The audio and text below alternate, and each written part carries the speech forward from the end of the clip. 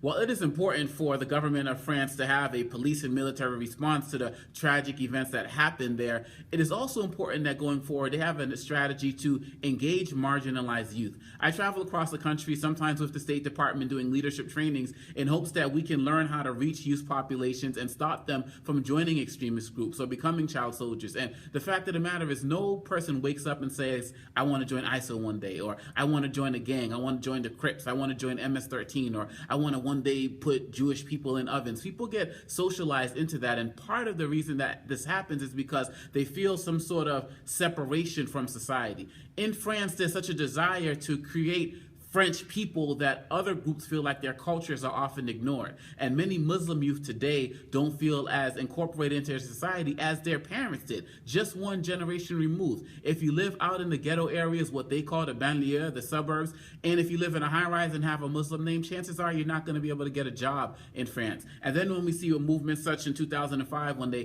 passed laws banning head coverings, people feel like their culture is being assaulted on a regular basis. We saw some girls, young Muslim girls, even cut their hair because they couldn't wear their head covering anymore, but they felt like they should not be showing their hair to such an extent that they cut their hair. So what is France going to do going forward? Where are the leadership programs? Where are the opportunities to incorporate people into society so they don't feel like they are ostracized? At the end of the day, stripping the nationality of these terrorists is not going to do anything. As a matter of fact, it's probably a badge of honor because many of them didn't feel like they belonged into this society anyway. So yes, France needs to have a show of force in the wake of what happened, but also it needs to have a show of compassion going forward so that more people can feel that they are part of the French citizenry, because too many don't. And unfortunately, when more people feel like they are marginalized, they are going to do whatever it takes to get our attention.